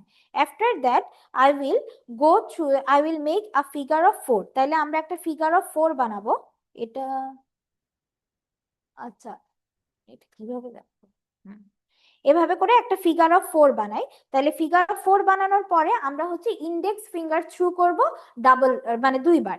এখন হচ্ছে যে first I will make a figure of 4, then I will go for index finger through, এই index finger দিয়ে এই ভিতর দিয়ে এই suture ম্যাটেরিয়ালটা এভাবে করে টান দিতে হবে। তারপরে then I will again go for another index finger through, তাহলে এই যে এগেইন আমরা অ্যানাদার ইন্ডেক্স ফিঙ্গার থ্রু করে এটাকে এভাবে করে বসাবো। আচ্ছা, then I will hold the suture material to end in the opposite direction, এই যে এই একটা ডিরেকশন আর আরেকটা হচ্ছে অপোজিট ডিরেকশনে ফেলাবো। Then I will go for the middle finger through, তাহলে এই যে আমার মিডল ফিঙ্গার, এই মিডল ফিঙ্গার দিয়ে এই এটাকে লুপের ভিতরে নিয়ে আসবো। Then I will go for the middle finger through.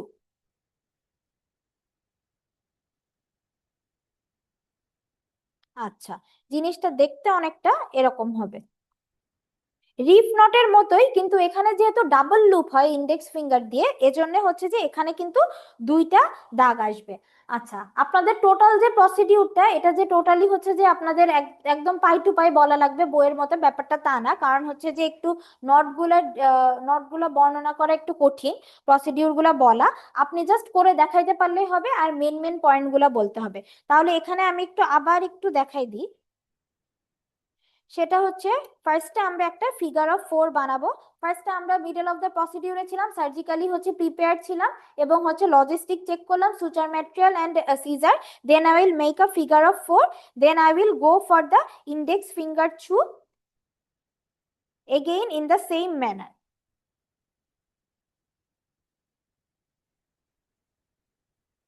Then I will hold the two end in opposite direction, then I will go for the middle finger through, এই যে। After that the surgeon knot is completed, then I will cut the excessive thread বা excessive suture, ঠিক আছে।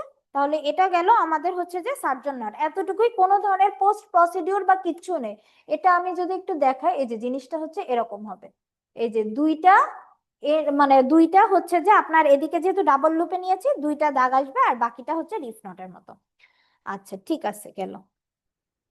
এরপরে আমাদের next যে প্রসিডিউরটা ছিল সেটা হচ্ছে আইইউসিডি ইনসার্শন। তাহলে আইইউসিডিটা আমরা হচ্ছে শুরু করি,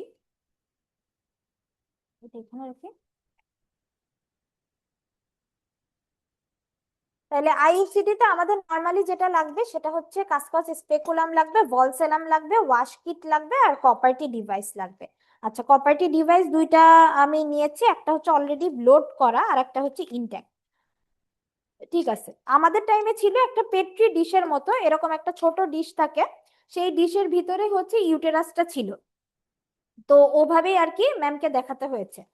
তো আমাদের ফার্স্ট যেটা কপারেটিভ ক্ষেত্রে বলতে হবে সেটা হচ্ছে কোশ্চেনটা ছিল এমন যে পেশেন্ট আপনার কাছে এসে এরকম দীর্ঘস্থায়ী মেয়াদী, মানে হচ্ছে লং অ্যাক্টিং রিভার্সিবল কন্ট্রাসেপটিভ চাই এবং হচ্ছে যে আপনি আইইউসিডির জন্য অলরেডি তাকে কাউন্সিলিং করেছেন।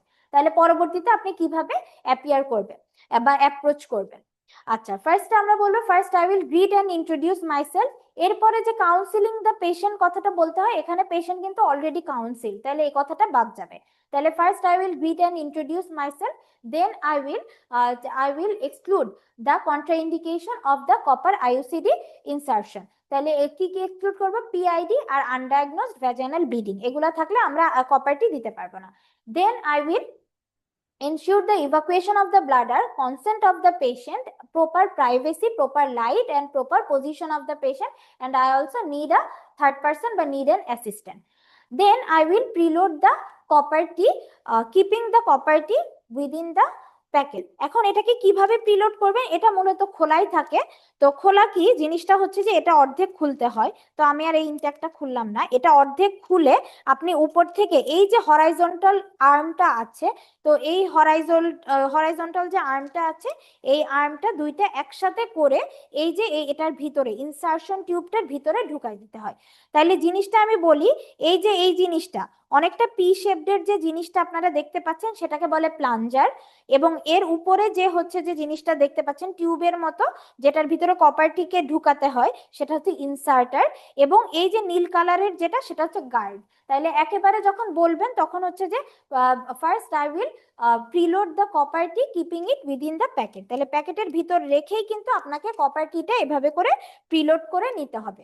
আচ্ছা, এরপরে হচ্ছে যে I will take my logistic. তাহলে লজিস্টিকের ভিতরে আপনার কি লাগবে? লজিস্টিকের ভিতরে আপনাকে হচ্ছে যে কপারটি লাগলো, এরপর হচ্ছে কাসকস স্পেকুলাম লাগবে, ভলসেলাম লাগবে, ওয়াশ কিট লাগবে, আর হচ্ছে যে সিজার লাগবে। ঠিক আছে, এখন আপনি কি করবেন? Then I will keep the patient in the dorsal position. তাহলে ডর্সাল পজিশনে রাখবো, and I will prepare myself surgically. তাহলে সার্জিক্যালি নিজেকে প্রিপেয়ার করলাম। প্রিপেয়ার করার পরে হচ্ছে যে I will wash her perineum, after that I will do the bimanual examination. তাহলে এগুলো হচ্ছে যে আপনাকে জাস্ট মুখে বলতে হবে, কারণ ওখানে কোনো কপারটির টাইমে আমাদের সাথে কোনো ডামি ছিল না। তাহলে ডু দ্য বাইম্যানুয়াল এক্সামিনেশন। এখন বাইম্যানুয়াল এক্সামিনেশন যখন করলাম, to see the size and position of the uterus. After that, I will introduce the cascos speculum within the through the vagina and fix it. তাহলে fix করলাম। Then I will see the condition of the cervix. Then I will wash it with the then I will wash the cervix and vagina. Then I will hold the anterior lip with the valsalum। তাহলে valsalum দিয়ে ধরলাম। ধরার পরে এরপরে আপনাদের আসল কাজ শুরু। তাহলে ধরার পরে আপনি হচ্ছে uterine sound, then I will insert the uterine sound to measure the uterine cavity. ধরেন এটা ইউটেরাইন সাউন্ড ধরলাম, ইউটেরাইন সাউন্ড দিয়ে ইউটেরাইন ক্যাভিটির লেন্থটা মেজার করলাম। After that according to the length of the uterine cavity I will fix the guard over the insertion tube. তাহলে টিউবের উপরে ওই ইউটেরাইন ক্যাভিটির মেজারমেন্ট অনুযায়ী ধরেন এতটুকু গার্ডটাকে ফিক্স করে নিলাম। Then I will insert the applicator. এই টোটাল অ্যাপ্লিকেটরটা আমরা ইনসার্ট করব। ইনসার্ট ধরেন অ্যাপ্লিকেটর ইনসার্ট করলাম। অ্যাপ্লিকেটর ইনসার্ট করার পরে then I will fix the plunger and আচ্ছা টোটাল এটা হচ্ছে যে অ্যাপ্লাই করলাম। I will insert the applicator up to the very gently up to the fundus and slightly withdraw it, কিছুটা withdraw করে নিলাম। After that I will fix the plunger and withdraw the ইনসার্টন। তার মানে আপনি এই প্লাঞ্জার মানে P শেপটা plunger, এটা মনে রাখবেন। তাহলে fix the plunger and withdraw the inserter. তাহলে আপনি যখন ইনসার্টার উইথড্র করছেন তখন কিন্তু আপনার আর্মটা চলে যাচ্ছে। ঠিক আছে, এই যে দেখেন এটা কিন্তু খুলে গেল, এই যে জিনিসটা খুলে গেল। এরপরে আপনি কি করবেন? এরপরে হচ্ছে যে fix the inserter, withdraw the inserter, keeping the plunger in fixed position. আচ্ছা, it will release the copper tip. Then plunger is removed. এই প্লাঞ্জারটাকে রিমুভ করে ফেলবেন। Plunger is removed and insertion tube is pushed. এটাকে push করা লাগবে। Push against the arm, crossed arm, এই আর্মে পুশ করা লাগবে। তাহলে কথাটা এমন, কথাটা হচ্ছে I will insert the applicator into the uterine cavity very gently. Then হচ্ছে যে I will slightly up to the fundus, then slightly withdraw it. After that I will fix the plunger, প্লাঞ্জারটাকে ফিক্স রাখবো, and withdraw the inserter, এই টিউবটাকে ভিতরের দিকে নিব, বাইরের দিকে নিব। তাহলে এটা যখন ফিক্স রেখে এটাকে বাইরের দিকে নিলাম তখন আলটিমেটলি কি হলো? It will release the copper T. তাহলে কপারটি যখন রিলিজ হলো এরপরে আমি কি করব, স্লাইটলি পুশ করব, ইনসারশন টিউব দিয়ে পুশ করব, এবং পুশ করার সাথে সাথে এটা কি হবে, এটা হচ্ছে যে আলটিমেটলি খুব সুন্দর করে ইউট্রাইন ক্যাভিটিতে সেট হয়ে যাবে।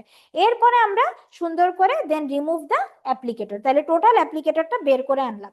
এরপরে আমরা কি করব, then I will cut the excess thread beyond 2 to 3 centimetre from the external os, তাহলে এক্সটার্নাল অস থেকে 2 থেকে 3 সেন্টিমিটার রেখে আমরা হচ্ছে যে কেটে দিব।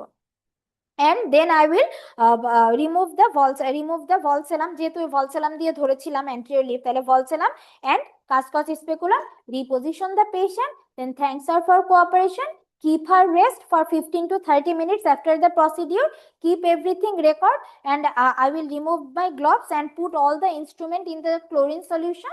এরপরে হচ্ছে যে then I will also give her advice about and ask her to check the thread in after the each cessation of menstruation, মানে প্রত্যেক মেনস্ট্রুয়েশনের পরে তার হচ্ছে থ্রেডটাকে চেক করতে হবে, এই থ্রেডটা চেক করতে হবে। এরপরে হচ্ছে ask her to follow up, and if the thread is missing or doesn't fit, then she will immediately contact in the hospital। ঠিক আছে, তাহলে টোটাল জিনিসটা হচ্ছে এটা, কপারটি আর জায়গাটা একটু এলোমেলো, বাট আশা করি প্র্যাকটিস করলে আর সমস্যা হবে না। আচ্ছা, নেক্সট আমাদের যেটা নেক্সট হচ্ছে যে আমাদের ডামিরটা ছিল, মানে হচ্ছে যে আপনাদের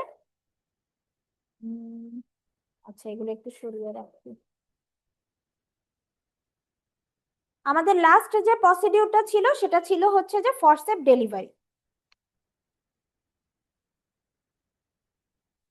তো ফরসেপ ডেলিভারিতে আমাদের ওয়াশ কিটটা লাগবে।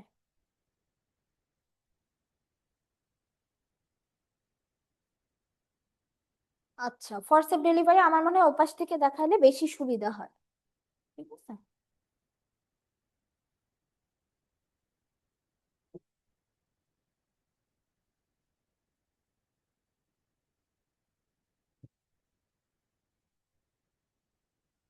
আচ্ছা ঠিক আছে। ফরসেপ ডেলিভারিতে হচ্ছে যে আপনাদের স্টেমটা এমন ছিল যে একজনের এরকম ডেলিভারি পেইন উঠছে এবং বাচ্চার মাথাটা আটকে গেছে, সার্ভিস টার্ভিস ফুল ডাইলেটেড, এরকম একটা হিস্ট্রি ছিল।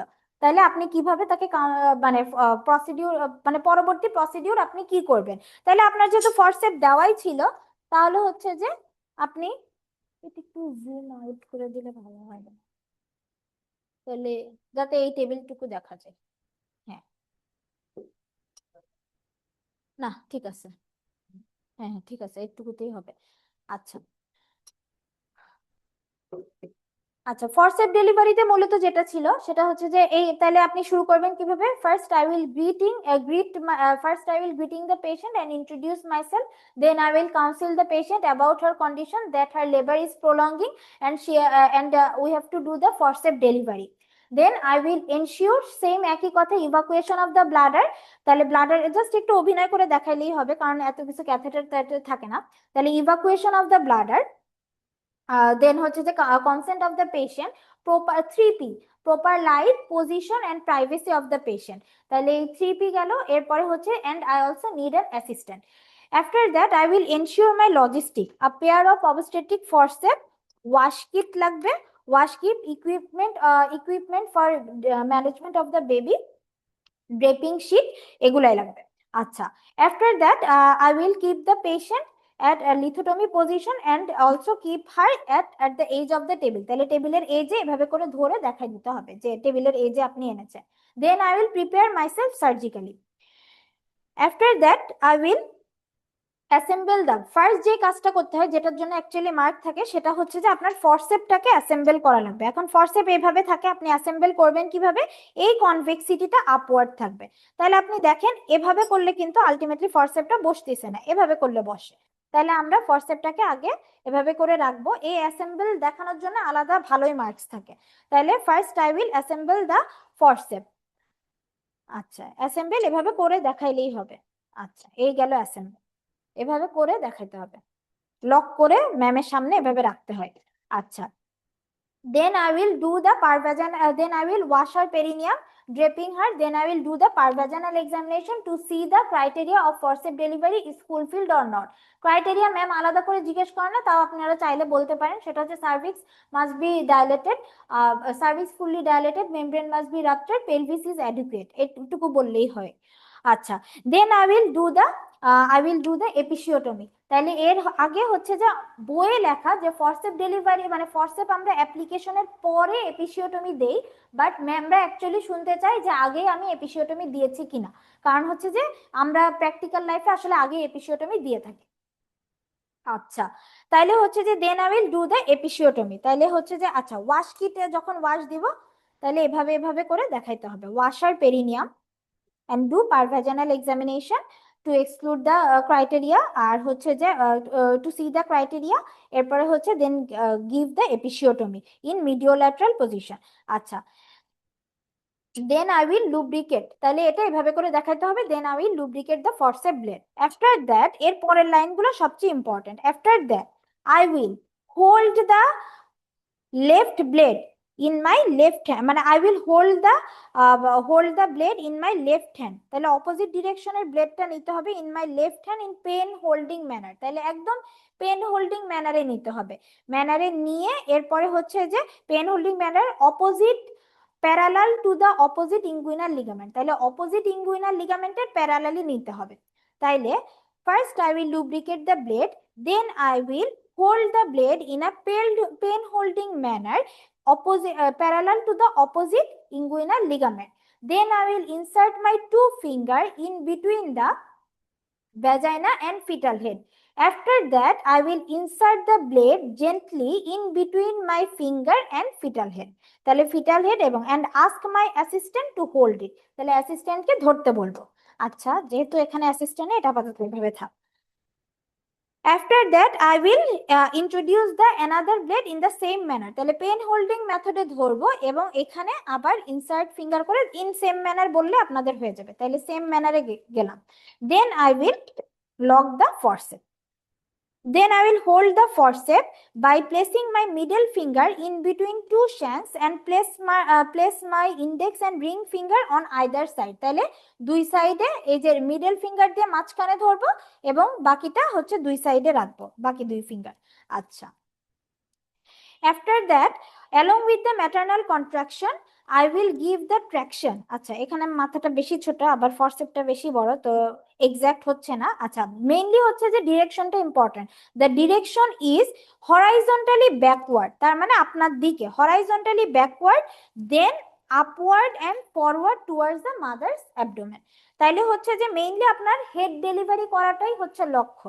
তাইলে হচ্ছে in between I will wait for the maternal contraction, when the maternal contraction appears I will give the traction to horizontally backward, then upward and forward towards the mother's abdomen। আচ্ছা, then at the meantime I will ask my assistant to give the perineal guard, তাইলে এই যে perineal guard-এর কথা এটা কিন্তু বলতে হবে। আচ্ছা, when the head is delivered I will gently, তাহলে এইভাবে করে ধরলেন, এরপরে I will gently remove first right blade and then the left blade। After that the rest of the baby is delivered with lateral flexion, ঠিক আছে, তাইলে এই towards the mother's abdomen, তাহলে বাচ্চাকে ডেলিভারি করে মায়ের দিলাম, মায়ের পেট দিলাম। আচ্ছা, এই গেল, এটা হচ্ছে নর্মাল প্রসিডিউর গেল। এরপরে পোস্ট প্রসিডিউরের জন্য আলাদা মার্কস থাকে। I will give the baby to the pediatrician, I will hand over the baby to the pediatrician, then I will manage the third stage labor properly, I will see the uterovaginal canal to exclude any tear। After that I will keep all the instrument in the chlorine solution, I will assure the mother about her condition and keeping everything recorded পরে হচ্ছে keeping everything record, then হচ্ছে যে reposition wash her perineum, repositioning the patient, thanks her for cooperation। তাহলে post প্রসিডিউরে আপনাদের আলাদা marks থাকে, পুরো প্রসিডিউরটাতে ওই যে opposite to the parallel to the opposite inguinal ligament এসব কথার ক্ষেত্রে মার্কস আছে, ডিরেকশনের ক্ষেত্রে মার্কস আছে, এই কিছু জিনিস সহজে বাদ দেওয়া যায় না। আচ্ছা, তাহলে এই ছিল আমাদের total procedure forcep delivery, surgeon knot and IUCD। বসা লাগবে না? থ্যাংক ইউ মানে আমার শেষ এটা। আচ্ছা আচ্ছা। আমার হুম। আচ্ছা তাইলে আমাদের হচ্ছে যে টোটাল 15টা স্টেশনই মোটামুটি 15টা স্টেশনই মোটামুটি কভার করলাম। আর হচ্ছে যে আপনাদের তাহলে 10টা অসপি আইওই 10টা অসপি অস্কি থাকে আর 5টা আইওই স্টেশন থাকে, এই নিয়ে আমাদের প্র্যাকটিক্যাল এক্সামিনেশন হয়। যদি না বিসিপিএস তাদের কারিকুলামে চেঞ্জ না করে তাহলে হচ্ছে যে আপনাদেরও ডিসেম্বর মাসে সেম এই জিনিসগুলাই ফেস করা লাগবে। তো এই নিয়ে আজকে শেষ করছি। ধন্যবাদ, আসসালামু আলাইকুম।